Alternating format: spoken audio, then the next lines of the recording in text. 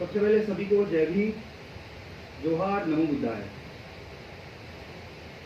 आज के कार्यक्रम के हमारे chief guest Shri Mishra sir, GGM official plant manager, हमारे सारे बीसीसी मेंबर्स और हमारे आज के दो distinguished speaker doctor Parvi sir, Rashmi Gautam ma'am, हमारे all India SC/ST employ welfare association Hazira branch के licence officer Shri Barla sir, यहाँ पर उपस्थित महिलाएं और मेरे सारे सीनियर साथीगण और मेरे सभी all India SC/ST employ welfare association के ऑफिस बेयरर्स।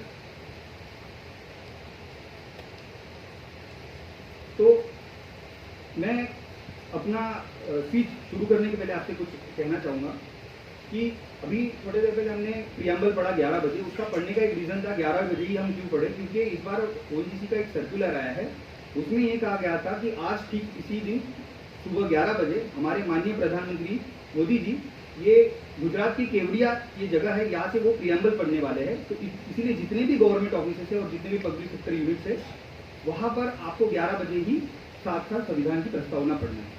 तो ये सबसे पहली बात थी। और दूसरी बात मेरी ये कहनी कि जब हम प्रस्तावना पढ़ते हैं या कोई भी कार्यक्रम करते हैं तो मेरी ये पर्सनल अपील रहेगी और एक रिक्वेस्ट रहेगी कि आप उस कार्यक्रम को सिर्फ कार्यक्रम के तौर पर ना लें।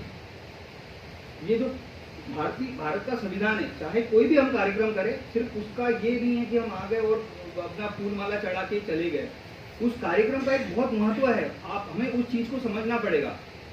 जिस संविधान को बनाने में 2 साल 11 महीने 17 दिन का समय लगा है, आप समझ सकते हैं। और उसको सारा जो करने का श्रेय सभी ने दिया, मैं अकेले की बात नहीं कर रहा हूँ, वो बाबा साहब को दिया हुआ है। बाबा साहब नहीं होते तो आज ये हमारा संविधान नहीं रहता। बाहर भी लोग गए और ढूंढा उनको, तब बाहर के लोगों ने, विदेशी लोगों ने हमें बताया कि अरे आपके घर में तो इतने बड़े विद्वान हैं संविधान के, जिन्होंने उनको इतना नॉलेज है, तो आप उन्हीं से लिख लीजिए।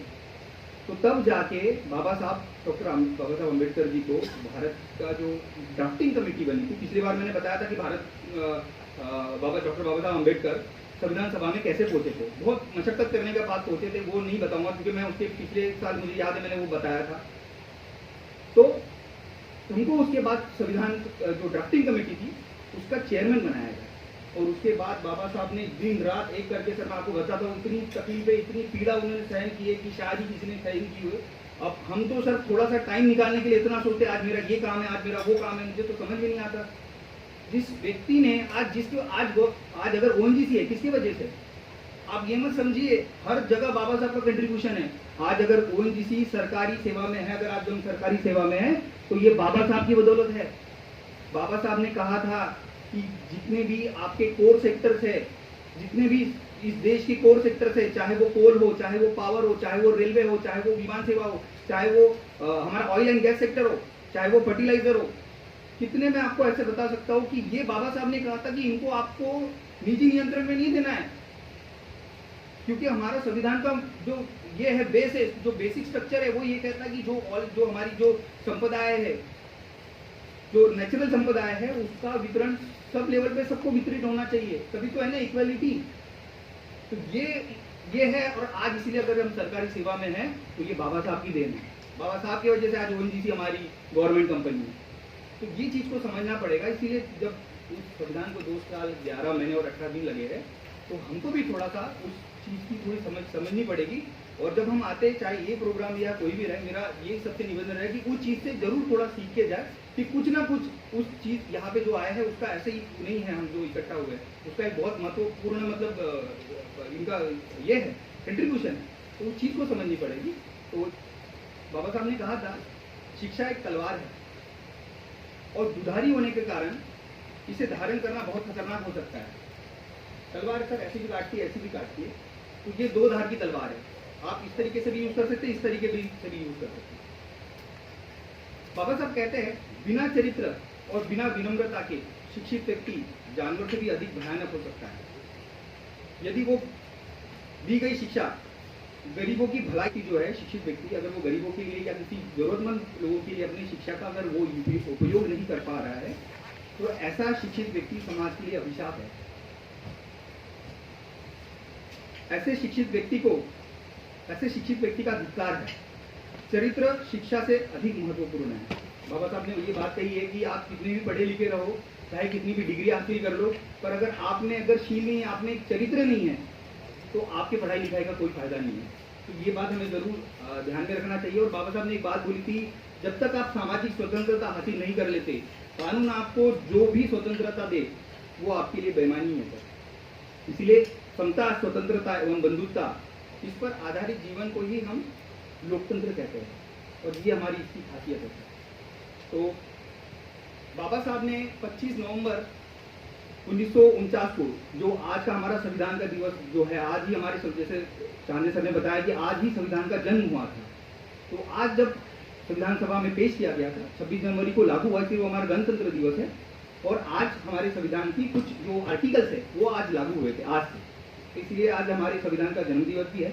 तो 25 जो कल एक दिन पहले बाबा साहब ने ये संविधान हमारे देश को समर्पित करने के पहले उन्होंने एक भाषण दिया था सर, एक स्पीच दिया था। बहुत ही महत्वपूर्ण स्पीच है। उसके कुछ इंपॉर्टेंट पॉइंट्स मैं आपको हाईलाइट करना चाहूंगा ताकि वो चीज को हम थोड़ा समझे। बाबा साहब ने कहा था, संविधान चाहे कितना भी अच्छा हो, यदि उसे लागू करने वाले लोग अच्छे नहीं हो तो संविधान जरूर बुरा साबित होगा, और यदि लागू करने वाले लोग अच्छे होंगे तो संविधान अंततः अच्छा ही साबित होगा। 26 जनवरी 1950 को संविधान लागू करके यह देश स्वतंत्र होगा, लेकिन इसकी स्वतंत्रता का आगे क्या होगा? एक समय यह देश स्वतंत्र था, भारत की स्वतंत्रता खत्म हुई थी, इसका मुझे दुख है, लेकिन अपने ही लोगों के विश्वासघात से हम स्वतंत्रता खो बैठे, इसका मुझे अधिक दुख है। आज से अगर आप देखते 2 से 2,500 साल पहले, जब हमारे प्रियदर्शी सम्राट अशोक का जब शासन था, तो आप देखें कि भारत का साम्राज्य वो अफगानिस्तान, ईरान तक के था। तब हमारा भारत एक संपन्न प्रभुत्व भारत था। हमारे इराक, ईरान और यहाँ से बांग्लादेश और म्यांमार, वहां तक के हमारा भारत फैला था। उस वक्त हमारा था ये भारत। इसीलिए बाबा साहब ने ये बात कही है कि एक समय हमारा भारत बहुत स्वतंत्र था, पर कुछ लोगों के बेईमानी के कारण आज हम फिर से इसमें आ गए, इस स्वतंत्रता को खो बैठे। इसका मुझे बहुत दुख है। क्या इतिहास फिर अपने को दोहराएगा? इस विचार से मुझे देश के भविष्य की चिंता हो रही है। हमें अपने रक्त की अंतिम बूंद बहाकर इस आजादी की रक्षा करनी चाहिए। यदि हम लोकतंत्र की स्थापना करना चाहते हैं तो अपने सामाजिक व आर्थिक उद्देश्य संवैधानिक रास्ते से ही प्राप्त करने पड़ेंगे, हिंसात्मक मार्ग से नहीं, क्योंकि संविधान से बाहर का मार्ग केवल अराजकता ही फैला सकता है। 26 जनवरी 1950 से हम विषमताओं के जीवन में प्रवेश करने जा रहे हैं। राजनीति में हम समानता का हक होगा, राजनीति में हम सभी के लिए समानता का हक होगा, लेकिन सामाजिक व आर्थिक जीवन में विषमता यानी असमानता ही बनी रहेंगे। क्यों? क्योंकि राजनीति में हम एक व्यक्ति, एक वोट और एक मूल्य को मान्यता देंगे, है ना। कोई अमीर है, कोई गरीब है, कोई राजा है, कोई जो भी है, उससे पहचान नहीं होगी, उसकी वैल्यू एक ही होगी। इसीलिए राजनीतिक समानता जरूर मिलेगी, पर फिर भी जो सामाजिक और आर्थिक जो जीवन है ना, लेकिन हमारे सामाजिक और आर्थिक ढांचे के कारण हम सामाजिक और आर्थिक जीवन में एक वोट एक मूल्य के सिद्धांत को नकारेंगे। आखिर कब तक हम सामाजिक और आर्थिक जीवन में समानता को अस्वीकार करते रहेंगे? यदि हम लंबे समय तक इसे नकारते रहेंगे तो हम हमारे राजनीतिक लोकतंत्र को भी खतरे में डाल देंगे। हमें इन विषमताओं को जितना जल्दी हो सके समाप्त कर देना चाहिए। यदि ऐसा नहीं किया गया तो जो लोग भेदभाव, शोषण, वो विषमताओं के बुरी तरह से शिकार है, वे राजनीतिक लोकतंत्र की उस व्यवस्था को ही जलाकर राख कर देंगे जिसे इस संविधान सभा ने बड़ी कड़ी मेहनत से बनाया है। तो ये चीज हमें समझनी पड़ेगी। साथ ही उन्होंने कहा था हमारे अंदर भाईचारे के भाव की बड़ी कमी है। हम जब पैटर्न की बात करते हैं, इसलिए मैं बार बार कह रहा हूँ कि जब हम प्रियम्बल पढ़ते तो उसको सिर्फ पढ़ने के लिए नहीं करना, हमारे जीवन में भी उसको लेके आना है। हमारे अंदर में भाईचारे की भाव की भारी कमी है। जिस जाति भेद के कारण हमारे सामाजिक जीवन में अलग अलग गुट बन गए हैं, उस जात पात के जाति भेद को मिटाकर हम भारतीय सामाजिक वो मानसिक रूप में एक नया राष्ट्र बनाएं। जातियां राष्ट्र विरोधी है, क्योंकि ये हमारे सामाजिक जीवन में अलगाव, ईर्ष्या और घृणा पैदा करती है। हजारों जातियों में बटे हुए लोग भला एक राष्ट्र कैसे हो सकते हैं? इसीलिए यदि हम सच्चे अर्थों में राष्ट्र बनाना चाहते हैं तो हमें इन बाधाओं पर विजय प्राप्त करनी पड़ेगी। भारत के लोकतंत्र को एक अन्य बात से खतरा है, वो है नायक पूजा, मतलब हीरो वर्शिप। जैसे हमारे यहाँ पे फिल्म स्टार एक्टर्स रहते तो हम उनको एकदम गॉड के जैसे ट्रीट करते, या कोई पॉलिटिशियन कोई भी, मतलब हमारे यहाँ पे ये सब प्रैक्टिस है कि हम उसको एज ए गॉड ट्रीट करते हैं। तो बाबा साहब ने कहा है कि भारत के लोकतंत्र में एक अन्य बात से बहुत ज़्यादा खतरा है, वो है हीरो वर्शिप, नायक की पूजा करना। इस देश की राजनीति में जितनी भक्ति और नायक पूजा है उतनी अन्य किसी देश में नहीं है। राजनीति में नायक पूजा पतन की ओर धकेलती है और अंत में तानाशाही की ओर ले जाती है। तो ये बाबा साहब ने आज से 70-71 साल पहले बात कही है, तो इस बात को हमें समझना पड़ेगा। अगर लोकतंत्र को बचाना है तो जो हीरो वर्शिप है ये हमें छोड़नी पड़ेगी, चाहे वो किसी भी व्यक्ति की हो, वो हमें नकारना पड़ेगा। तभी हम एक ठोस, ये जो लोकतंत्र हमें मिला है, एक भारत का संविधान मिला है, उसको हम बचा सकते हैं और डिक्टेटरशिप से जाने से उसे बचा सकते हैं। बाबा साहब की बात है। अभी मैं अपने प्रेजेंटेशन पे आऊँगा, ठीक है। जैसे कि कहा कि 26 नवंबर 1949 को हमारा संविधान दिवस लागू हुआ था, इसलिए आज हम संविधान सेलिब्रेट करते हैं।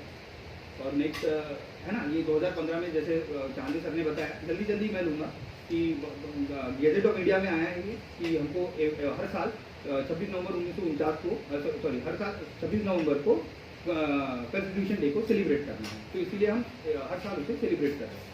नेक्स्ट, और सिंस वो ड्राफ्टिंग चेयरमैन भी थे और उनकी 2015 में 125वीं बर्थ एनिवर्सरी भी आ रही थी, इसलिए बाबा साहब को सम्मान देने के लिए, उनके कंट्रीब्यूशन को पहचानने के लिए और लोगों के भीतर सभी संवैधानिक मूल्यों को अंदर तक उसके वैल्यूज को चेरिश करने के लिए ये इस दिन को मनाने जाने की ये सरकार ने बात की है। ये कुछ जैसे बताया आपको मैंने, कुछ जो आर्टिकल्स हैं ये 26 नवंबर को ही लागू हो गए थे 1949 को, और बाकी के जो इसको छोड़ के जो भी है वो 26 जनवरी 1950 से लागू होते हैं। तो ये 22 पार्ट के अभी 25 पार्ट हो गए और लगभग 448 आर्टिकल्स हो गए। ये थोड़ा पुराना है ना, और उसमें हर एक का इसमें रूल्स रेगुलेशन दिया हुआ है। नेक्स्ट, तो ये सबसे इंपॉर्टेंट बात है जो आर्टिकल 1 टू आर्टिकल 4 है, ये हमें डिफाइन करता है व्हाट इज भारत। भारत क्या है? तो India that is Bharat. India का नाम कॉन्स्टिट्यूशन में जो है, कॉन्स्टिट्यूशनल जो नाम है सर, बाकी मुझे नहीं पता, पर जो कॉन्स्टिट्यूशनल जो कहता है वो कॉन्स्टिट्यूशन कहता है इंडिया दैट इज भारत, मतलब इंडिया मतलब वो है, उसका नाम है भारत, बाकी वो कोई दूसरा नाम नहीं है। ठीक है। आर्टिकल 2 जो है ये थोड़ा इंपॉर्टेंट भी है ताकि अपने जनरल नॉलेज के लिए भी अच्छा है, इसीलिए मैंने थोड़ा सा ये कुछ इंपॉर्टेंट आर्टिकल्स निकाल के लाया है। ये अथॉरिटी देता है जो भारत में जितने भी नए स्टेट्स बन रहे हैं उसकी अथॉरिटी देती है, तो हम नए ये स्टेट बना सकते हैं। जैसे कि हमारे जितने स्टेट बने, झारखंड बने या इसके पहले जो भी स्टेट बने, छत्तीसगढ़ वगैरह, तो ये आर्टिकल यूज करके ही वो बने हुए हैं। आर्टिकल 3 कहता है कि जितना भी वो टेरिटरी है कोई भी, उसको कॉन्ट्रैक्ट या एक्सपांड भी कर सकते हैं। और एक ऐसी बेरीबरी यूनियन वर्सेस एक केस हुआ था जिसमें कुछ भाग पाकिस्तान में था और कुछ इंडिया में था, तो उसमें हमारे इसमें आर्टिकल में डिफाइन नहीं था, उसमें यही था कि आप ये एक्सचेंज का नहीं था। फिर बाद में वो अमेंडमेंट करके उसको वो बेरीबरी यूनियन कुछ आधा जो ये था उनका एरिया हमारे तरफ आया और वो एक्सचेंज हुआ, मतलब किसी का भी वो नुकसान नहीं हुआ। तो ये बहुत बड़ा लैंडमार्क जजमेंट था सुप्रीम कोर्ट का, 1960 की ये बात है। Next slide. आर्टिकल 5 ये डिफाइन करता है sir who will be the citizen of this country.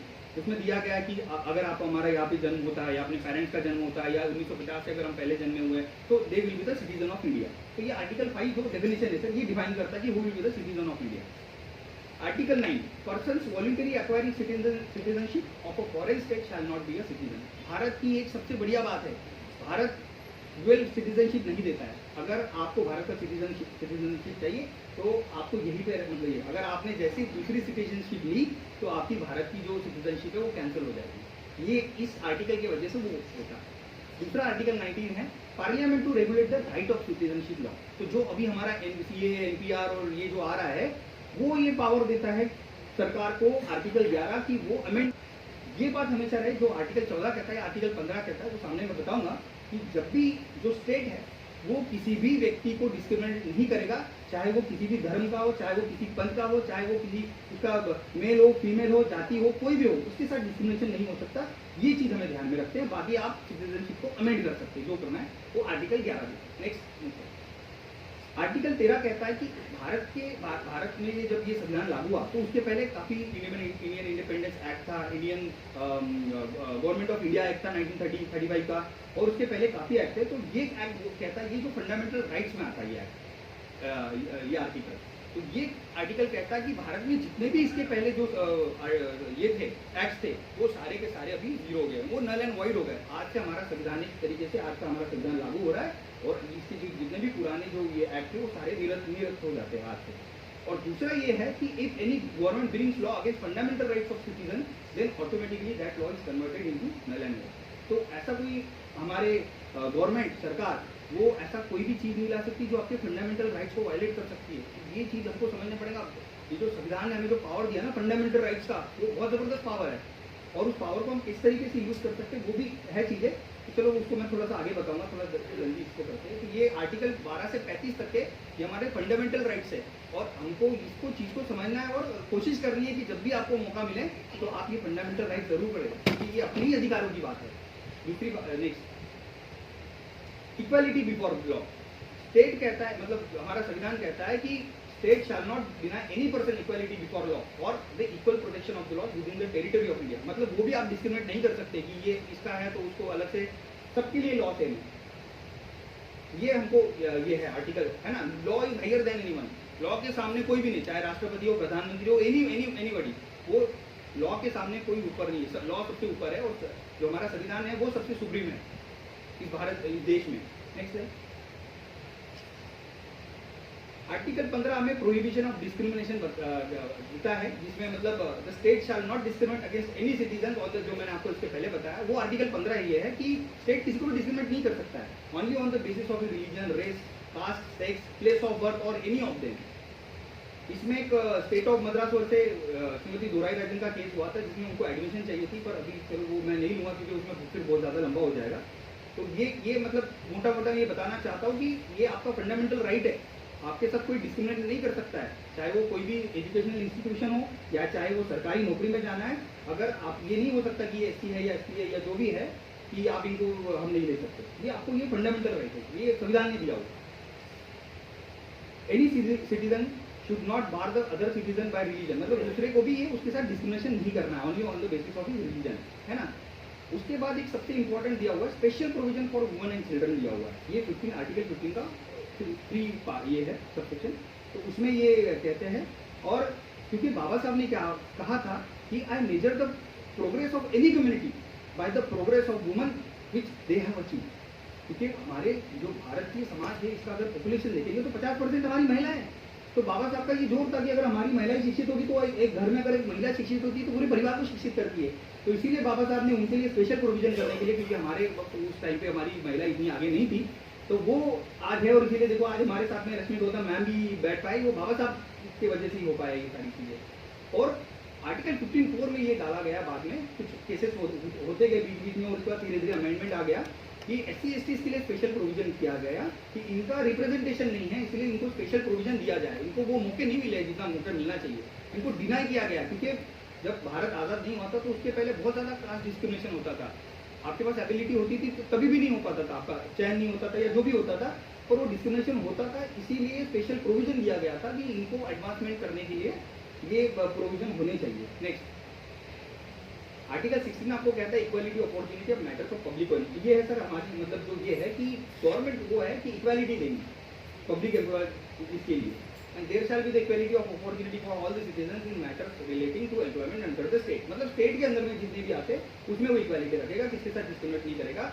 और फिर बाद में इसमें आर्टिकल एक केस हुआ था वो उसमें कि मतलब ये तो इक्वालिटी है तो फिर स्पेशल कैसे SC/ST को दिया जा सकता है। पर फिर वो बताया गया, इसेंस उसको समझाया गया कि ऐसा नहीं है, ये जो कॉन्स्टिट्यूशन है उसको हमके कुछ बेसिक स्ट्रक्चर है, हमको सबकी ग्रोथ के लिए काम करना है। पहले ये होता था कि जमींदार लोग रहते थे, बहुत सारी जमीनें होती थी, 300, 400, 500 एकड़ होती थी उनके पास, तो वो सबको इक्वली डिस्ट्रीब्यूट करते हैं। तो ऐसे कई सारे लैंड अकॉर्ड भी वो बहुत सारे हुए उसमें, तो वो चेंजेस हुए। फिर बाद में ये जो प्रोविजन है sir, provision for reservation in, ये provision for reservation in promotion in favour of SC/ST, तो जो एक जो रिजर्वेशन है सर प्रमोशन में जो आता है वो इस आर्टिकल से, वो जो SC/ST के लिए जो स्पेशली है वो ये आर्टिकल 16(4) प्रोविजन देता है कि जो SC/ST है जो गवर्नमेंट सेक्टर में जो काम कर रहे हैं उनके लिए इस फेवर में उनको अगर उनका प्रोफेशनल रिप्रेजेंटेशन ही उतना मेंटेन करना है तो ये आपको आर्टिकल वो उसको हेल्प करता है। और ये जो है इसमें भी एक प्रॉब्लम हुआ था कि पहले क्या होता था सर कि 50% जो वैकेंसीज है अगर वो नहीं फिलअप किए तो उसको फिर ऐड नहीं होता था, तो फिर वो उसमें भी फिर एक केस हुआ उसके बाद। तो फिर इसके बाद ये फिर से अमेंडमेंट डाल के आर्टिकल 16(4) भी डाला गया कि अगर आपको अगर सूटेबल कैंडिडेट्स नहीं मिलते तो आप वो पीछे बार काउंट नहीं होगा, आपको फिर से वो उसको ऐड करते रहना पड़ेगा, क्योंकि आपने लास्ट टाइम वैकेंसी नहीं भरी, आपने फिलअप नहीं किए। तो ये आर्टिकल 16(4) भी प्रोवाइड करता है कि आपको जो बैकलॉग वैकेंसी है उसको भी ऐड करना पड़ेगा, वो 50% के लिमिट में नहीं होगा वो, तो वो आर्टिकल है। नेक्स्ट पहले अनटचेबिलिटी होती थी सर, तो उसके क्योंकि हमारे लोगों ने तो ये बहुत ज़्यादा झेली ये चीज़, तो इसीलिए ये आर्टिकल 17 है, abolition of untouchability and punishable by law. और तो इसलिए अगर कोई भी अभी अनटचेबिलिटी प्रैक्टिस करता है कहीं पे भी, तो ये आपको संवैधानिक अधिकार है, ये है फंडामेंटल राइट है, आप डायरेक्ट सुप्रीम कोर्ट जा सकते हैं इसके खिलाफ अगर आपके साथ कोई करता है। और अभी सर मैं बड़ी दुख के साथ कहना है मुझे कि अभी कुछ इंसिडेंट्स हुए सर ऐसे कि कुछ हमारे जो कुछ समाज के लोग हैं सर, उन्होंने कई प्लॉट ले लिया, कोई घर लिया, तो आज भी मतलब ये चीज़ हुई उनके साथ कि मैं इनके साथ ये रहूँगी, ये कैसे आ गया हमारे बगल में, ये सर है। बाद में वो उनको जब ये हुआ कि भैया एक्ट तो हमारे खिलाफ लग जाएगा, SC/ST एट्रोसिटी एक्ट लग जाएगा, तो फिर वो माफी वगैरह मांगने लगे। तो ये आर्टिकल आपको 17 को पावर देता है, और इसीलिए इसी को बेसिस करके फिर जो SC/ST एट्रोसिटी एक्ट आया 1987 का, वो उसी की वजह से आया हुआ। नेक्स्ट है आर्टिकल 18 अबोलिशन ऑफ टाइटल्स। पहले प्रिंस, राजा, किंग वगैरह बहुत सारे जो ये हाइजीज हाइनेस वो सब चलते थे, वो सारा सब अभी सब सेम है। ओनली जो एजुकेशनल क्वालिफिकेशन के साथ जो मैं जैसे सर को डॉक्टर है सर, है ना, तो जो वो है वो आपकी रहेगी, पर बाकी ऐसा कोई अलग से नहीं रहेगी। और अगर कोई दूसरा अगर कंट्री आपको देती भी है तो it is to be taken with the permission of president, ये इसमें ये प्रोविजन है। नेक्स्ट, ये सबसे इंपॉर्टेंट बात है, इसमें थोड़ा सा ये लूंगा कि ये जो आर्टिकल है 19 राइट टू फ्रीडम, इसमें बहुत सारे ये है जो बेसिक मतलब क्या ना, हमें बहुत सिंपल चीज़ें पर पता नहीं होती है, इसीलिए थोड़ा ध्यान देना है कि all citizen shall have the right to freedom of speech and expression. आपको फ्रीडम ऑफ स्पीच है, आप बोल सकते हो, जो अपनी बात कहनी है वो कह सकते हो, provide with in the law. जो कुछ है उसमें वो नेक्स्ट स्लाइड में बताऊंगा कि वो चीज़ नहीं करते हुए आपको फ्रीडम ऑफ स्पीच है, आप अपनी बात रख सकते हो। दूसरा है to assemble peacefully without arms, आप असेंबली भी कर सकते हो। आप अगर आर्म्स नहीं है, म्यूनिशन नहीं है, तो अगर आपको विरोध करना है किसी चीज़ का, तो आप अपने पीसफुली असेंबल कर सकते हो 10-15 लोगों या 20 लोगों के साथ मिल लेके। तो ये सर ये फंडामेंटल राइट है अपना विरोध दर्ज करने का। अगर हमें किसी बात पसंद नहीं आती है तो I can use this, I can मतलब we can use this article 19(1)(b), तो आपको प्रोटेस्ट करने का वो पावर देता है, फंडामेंटल राइट है। और टू फॉर्म एसोसिएशन और यूनियंस एंड कोऑपरेटिव सोसाइटी, ये सबसे इंपॉर्टेंट है कि जो आज हमारी all India SC/ST employ welfare association जो संस्था जो बनी है, या फिर एस्टो जो है association of scientific and technical officers, या फिर यूनियन है ना, तो ये जो बना है ये इसकी वजह से बना हुआ है। तो हमें ये समझना पड़ेगा किसने अधिकार दिया हुआ है सर, ये फंडामेंटल राइट दिया कि आप यू कैन फॉर्म यूनियंस और यू कैन फॉर्म एसोसिएशन। और जो हमारे सोसाइटी में जो कोऑपरेटिव सोसाइटीज होती है, जो भी इनकी सोसाइटी में रहते हैं, तो ये आर्टिकल की वजह से होता है। Article 19(1)(c) do all have the rights to go anywhere in India without permission. ये आप कहीं पे भी जा, आप स्वतंत्र है, आपको कोई नहीं रोक सकता, प्रोवाइडेड अभी जो ये सिचुएशन चल रही है वो आपको लॉ करके विद इन द लॉ, अगर इस सिचुएशन में ऐसा तो ठीक है, बट अदरवाइज इन फ्रीडम की बात करें तो you are free to move anywhere in India. आप कहीं पे भी जा सकते हो, आपको कोई रेस्ट्रिक्शन नहीं लगा सकता। या कई बार ऐसा होता है कि आप कहीं बैठे हैं गार्डन में या कहीं रास्ते पे बैठे, तो पुलिस वाला आके बोलेगा आपको जाओ, तो लोग पुलिस वालों को देख ही घबरा जाते हैं। अब मेरे साथ भी उस दिन ऐसे इंसिडेंस हुआ, मैं मेरे फैमिली के साथ बैठा था, अब तो वो मुझे बोला कि आपको जाना पड़ेगा। मैंने उसको पूछा कि क्यों जाओगे, तो बोला नहीं ऐसा रूल है। मैंने बोला दिखाओ रूल, कहाँ कौन सा रूल है, मुझे तो पता है मेरा फंडामेंटल राइट है ये, तो बाबा साहब ने दिया आर्टिकल 19(1)(c)(1)(b) है मेरा, कि मैं कहीं पे भी जा सकता हूँ, कहीं पे बैठ सकता हूँ। तो फिर वो उसको समझ में आ गया कि इसके साथ मैं नहीं कर सकता, कि ये जागरूक नागरिक है। तो वो मतलब ये हुई, तो इसीलिए हमको समझना पड़ेगा। नहीं तो कई बार ऐसा होता है कि हमें ये नहीं पता होता है, तो पुलिस को देख के डर जाते हैं। उनसे डरना नहीं है हमको, अगर हमारे हक अधिकार की बात अगर पता रहेगी तो हमको किसी से डरने की जरूरत नहीं है।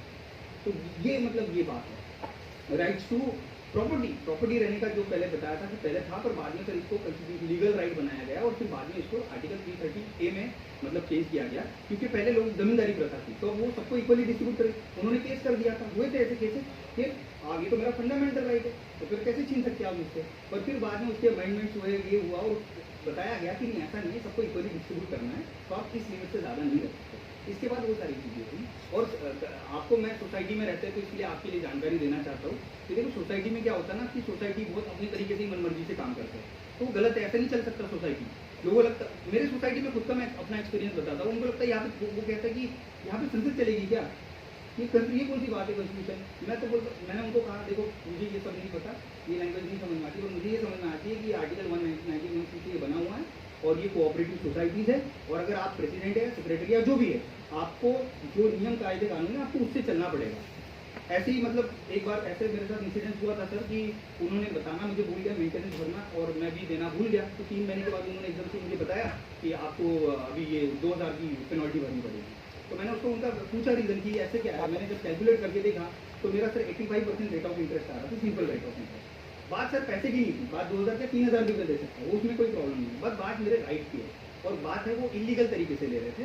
उन्होंने 2000 की बात की। मैंने उनको ये बताया कि देखो आप, ये सोसाइटी एक्ट में डिफाइन है कि you can not take more than 21% simple rate of interest. आपके लिए भी है, हो सकता है आपको नहीं पता, इसीलिए ये बात जान लीजिए कि 21% सिंपल रेट ऑफ इंटरेस्ट, इससे ज़्यादा वो आपको चार्ज नहीं कर सकते पर ईयर।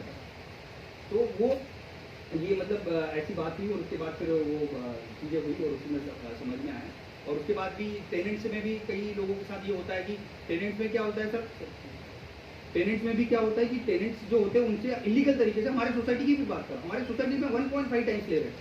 तो मैंने इसका विरोध किया, मेरा प्रॉब्लम नहीं है सर, ये मुझे नहीं देना है। पर जब मैंने देखा कि वो 1.5 टाइम्स चार्ज करे तो मैंने उसका प्रोटेस्ट किया। मैंने रिटर्न में लेटर लिखा है कि आप how can you charge this 1.5 times, जब ये जो हमारा सोसाइटी एक्ट कहता है कि टेनेंट से भी आप 10% से ज़्यादा चार्ज नहीं कर सकते। तो ये बहुत सारी ऐसी चीज़ें क्या होता है ना कि देखो हम मेहनत से कमा रहे सर, तो हमारे मेहनत का पैसा है, तो इसीलिए उसका ध्यान भी रहना है। अगर नहीं होता है तो फिर वो हमारा भी पैसा चला जाता है। तो इसीलिए अगर जागरूक रहेंगे तो हमारा ही पैसा बचेगा, हर चीज़ के लिए हमारा ही मतलब नुकसान होने से बचेगा। तो ये चीज़ समझनी है। और चलो ठीक है, तो मतलब ये ऐसे है, तो क्या कंज्यूम कर रहे हैं, ठीक है। तो मेरी सर काफ़ी ये है बोलना, पर चलो अभी मैं इसको समअप करके लास्ट में 51 आर्टिकल है और एक दो इम्पोर्टेंट आर्टिकल्स बता देता हूँ कि जिसमें बाबा साहब ने थोड़ा नेक्स्ट करना इसमें बता देता हूँ, इसको स्किप कर देते, स्किप। हाँ, ये article 21 sir, no person shall be deprived of his life and personal liberty except according to the procedure established by law. ठीक है, ये पर्सनल लिबर्टी है उसकी, और ये मतलब किसी को भी हम ये नहीं कर सकते, जैसे उसका प्राइवेसी हो गई या जो भी हो गई है, वो उसकी पर्सनल लिबर्टी है। हमारे यहाँ पे भी कुछ इंसिडेंट्स है, मैंने सर को बता दिया है, मतलब प्लान मैनेजर सर से बात हुई कि ये मैंने आर्टिकल का हवाला देते हुए बात हुई कि सर ये हमारे यहाँ पे हो रही है, तो ये चीज़ मुझे ठीक नहीं लगी सर। तो सर ने मुझे प्रॉमिस किया कि हम ये चीज़ करेंगे सर। तो और ये है 21 आर्टिकल है जो ये कहता है the state shall provide free and compulsory education to children below 16 to मतलब बिटवीन 16 टू 6 टू 14 ईयर। ये स्टेट की रिस्पॉन्सिबिलिटी है, एजुकेशन प्रोवाइड करना, लोगों को, बच्चों को education free and compulsory provide करना, ये स्टेट की रिस्पॉन्सिबिलिटी है। ये कॉन्स्टिट्यूशन कहता है। नेक्स्ट, हाँ, ये प्रोटेक्ट, ये वाला भी सबके लिए है, इसीलिए थोड़ा सुन लीजिए कि इसके पहले वाला कि लॉ कहता है कि जब भी आपका अरेस्ट होगा तो आपको 24 घंटे से ज़्यादा डिटेन नहीं कर सकता कोई पुलिस वाला। ये आप ध्यान में रखिए। लोग, हमको पता नहीं होता तो क्या होता ना सर, वो अरेस्ट करके वो कुछ भी करते रहता है और हमें पता नहीं होता। 24 आवर्स से ज़्यादा अरेस्ट कर ही नहीं सकता, मतलब डिटेन नहीं कर सकता वो आपको। और उसके साथ साथ संविधान ने ये पावर दिया हुआ है कि जो अरेस्टेड एंड डिटेन पर्सन है shall be produce to the nearest magistrate within 24 hours. और उसके बाद भी जो उसको दिया है, जो अरेस्ट किया हुआ है पर्सन, उसको अपने लीगल एडवाइजर से बात करने का पूरा अधिकार है। वो अपने लीगल एडवाइजर, ये उसका फंडामेंटल राइट है। अब उसको नहीं पता रहेगा तो वो जाके जेल में पड़ा रहेगा।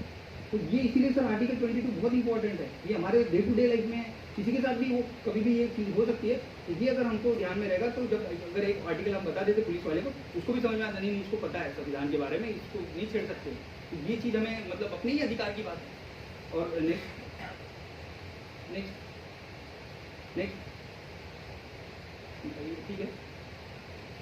ठीक है, नेक्स्ट, हाँ, एक मिनट, ये सबसे इम्पोर्टेंट है फिर, क्योंकि ये सभी के लिए अपने लिए है, फायदे की बात है, इसीलिए मैं बताना चाहता हूँ। भारतीय संविधान को ये जो आर्टिकल 32 है ना सर, इसको कहा गया है it is the heart and soul of Indian constitution. इतना पावरफुल है सर आर्टिकल 32। किसी भी व्यक्ति ने अगर आपके फंडामेंटल राइट्स को वायलेट करने की कोशिश की तो संविधान आपको पावर देता है, you can directly approach to supreme court.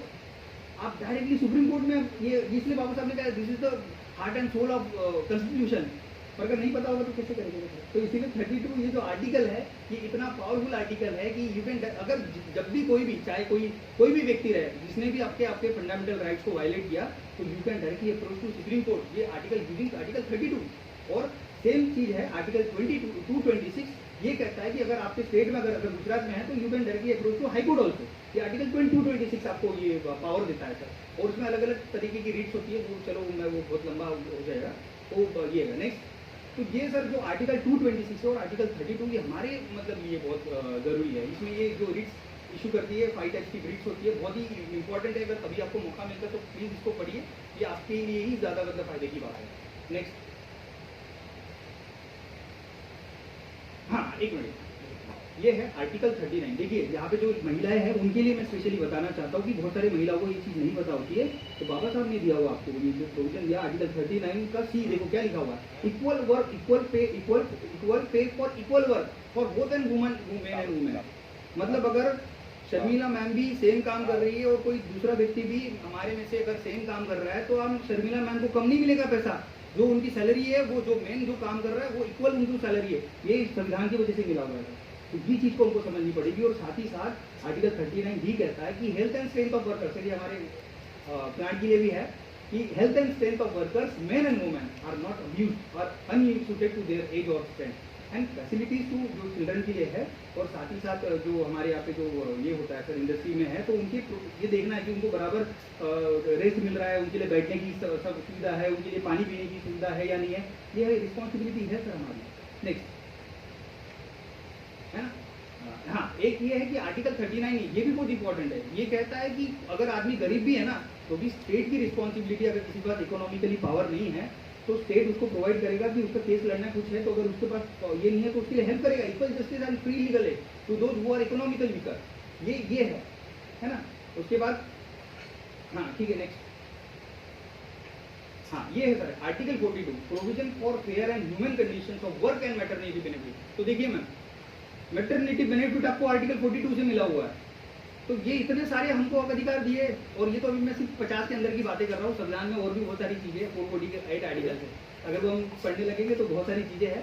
और ये आर्टिकल 43 भी इंपॉर्टेंट है sir, the state shall secure to all workers industrial agricultural और otherwise a living their conditions of work ensuring a decent standard of life and full enjoyment of leisure social and cultural opportunities. ये हमारा ये है sir, ये इसका हमको देखभाल करना है, चाहे वो हमारे एसोसिएशन या चाहे हमारे जो यहाँ पे वर्कर्स लोग आते हैं सर, उनको पूरा ध्यान रखना है सर हमें ये आर्टिकल 43 पावर देता है। नेक्स्ट ये जो हमारी जो सेफ्टी मीटिंग होती है मैनेजमेंट के साथ में मीटिंग जो होती है ना सर, ये आर्टिकल 43 ये देता है। Participation of workers in management के साथ में जो पार्टिसिपेशन होता है ये पावर देता है आर्टिकल 43A। और 43 भी ये कहता है कि स्टेट जो कोऑपरेटिव सोसाइटीज में है वो देखो यही बोलता है, आर्टिकल 43 बोलता है, मेरा भी नहीं कहना है ये तो state shall promote voluntary formation, autonomous functioning, democratic control and professional management of cooperative societies. मतलब आप जो सोसाइटी में रहते हो उसको डेमोक्रेटिकली तरीके से चलाना है ना, ये आर्टिकल 43 कह रहा है। उसके बाद ठीक है बस हो गया सर। हाँ promotion of education and economic interest of schedule caste, ये आर्टिकल 46 देता है सर, ये डायरेक्टिव प्रिंसिपल्स में आता है कि इन लोगों को ज़्यादा अपॉर्चुनिटी, थोड़ी कम अपॉर्चुनिटी मिली है तो इसीलिए इनको थोड़ा सा ये दिया जाएगा। हाँ ठीक है ओके, अभी ये सबसे इम्पोर्टेंट लास्ट में मैं कंक्लूड कर दूंगा इसमें। नेक्स्ट तो मैंने तो ये फंडामेंटल राइट्स की तो बात बोल दी, पर फंडामेंटल ड्यूटीज भी हमारी उसको भी समझना है। ऐसे नहीं कि मेरे राइट्स मेरे ये है तो हमको ड्यूटीज को भी समझना पड़ेगा। और ड्यूटीज क्या है ये सबसे इंपॉर्टेंट है, ये आप बस इतना कह के मैं अपना कंप्लीट कर दूंगा। तो आर्टिकल 51 ये कहता है टू अवॉइड द कॉन्स्टिट्यूशन, हमको कॉन्स्टिट्यूशन को अवॉइड करना है, फॉलो करना है एंड रिस्पेक्ट इट्स आइडियल्स, उसकी जो वैल्यूज है उसको रिस्पेक्ट करना है, उसको चेरिश करना है। And institutions national anthem and national flag to cherish. And अभी क्या होता है कि सर 15 अगस्त और 26 जनवरी मेरा भी ऑब्जर्वेशन है, मैं देखता हूँ लोग इतना झंडा लेके चलते हैं, सब कुछ चलेंगे, वो 14-15 ये हमारा 26 जनवरी 15 अगस्त को हमारे इसमें इतनी देशभक्ति जागती है और शाम को होते होते इतनी उतर जाती है कि सारे झंडे रास्ते पे पड़े रहते हैं। तो ये हमारे में ये सब ये है, तो ये हमारा ये ड्यूटी कहता है, ये कहता है कि हमारी ये ड्यूटी भी है कि हमारे नेशनल फ्लैग और नेशनल एंथम का हमें रिस्पेक्ट करना है, ऐसा नहीं होना चाहिए। To cherish and follow the noble ideals which inspired our national struggle of freedom, तो इस स्वतंत्रता के लिए हमारी उसकी नोबल आइडियल्स को रिस्पेक्ट करना है। To uphold and protect the sovereignty, unity and integrity of India, to defend the country and render national services when called upon. हो सकता है कभी ऐसा सिचुएशन है कि हमको नेशनल सर्विस देना है तो आपको आगे बढ़ना है। और सिंस सर मैं तो टीए में हूँ तो हो सकता है अगर कभी आए तो हमें मौका भी मिले तो हम तो पूरी कोशिश करेंगे। Next promote harmonious spirit of common brotherhood, जैसे अभी मैंने कहा था, बाबा साहब ने कहा कि हमारे लोगों में ना भाईचारे की बहुत कमी है, तो ये फंडामेंटल हमारी ड्यूटी है कि भाईचारा हमारे बीच में बढ़ना होना चाहिए amongst all the people of India, transcending religious, linguistic, regional और sectional diversities and to renounce practices derogatory to the dignity of woman. ऐसा कुछ काम नहीं करना है जिसके वुमन की डिग्निटी को ठेस पहुंचे। Values and preserve the rich heritage of country's composite culture. Protect and improve the natural environment including forests, lakes, rivers, wildlife, and to have compassion for living creatures. Develop scientific temper, humanism and spirit of inquiry and reform. मतलब वो कह रहे हैं कि हमको एक scientific temper होना चाहिए, ये हमारी रिस्पॉन्सिबिलिटी है। ठीक है, हमारी कभी आस्था रहती है, श्रद्धा रहती है, पर जो हमें संविधान कहता है कि नहीं, आपको साइंटिफिक टेम्पर रखना पड़ेगा, विज्ञानवादी सोच रखनी पड़ेगी और उस तरीके से आपको अपनी ड्यूटी निभानी है। और ये बाकी सारी चीज़ें हैं सर, तो मैं इसमें ये नहीं लूँगा, पर ये ड्यूटी है जब भी आपको मौका मिलता है। और मैं चाहता हूँ कि संविधान सभी लोग एक बार ज़रूर पढ़े, और इसीलिए हम कोशिश भी कर रहे हैं सर कि यहाँ पे जो आज पार्टिसिपेंट्स आए हैं उन्होंने उनके लिए हमने संविधान की कॉपी भी डिस्ट्रीब्यूट करने की कोशिश की है, ताकि जो मैंने पहली बात बोली कि सिर्फ कार्यक्रम ना के तौर पर ना लेते हुए अगर हम उसको वो चीज़ों को इनकलकेट करने की कोशिश करें और फॉलो करने की कोशिश करें, तो हमारे देश को फिर से एक सबसे शक्तिशाली और सर्वश्रेष्ठ और दुनिया में सबसे आगे विश्व गुरु बनाने से हमें कोई नहीं रोक सकता। इतना ही कहते हुए सर, आपने मुझे इतना समय दिया उसके लिए मैं, और सुना उसके लिए मैं माफ़ी चाहता हूँ कि मैंने थोड़ा ज़्यादा समय दिया, पर ये बात आपको ज़रूर आपकी ये थी, इसलिए मैंने दिया, उसके लिए मैं माफ़ी चाहूँगा और अपने 2 शब्द पूर्ण करूँगा। Thank you so much. जय हिंद।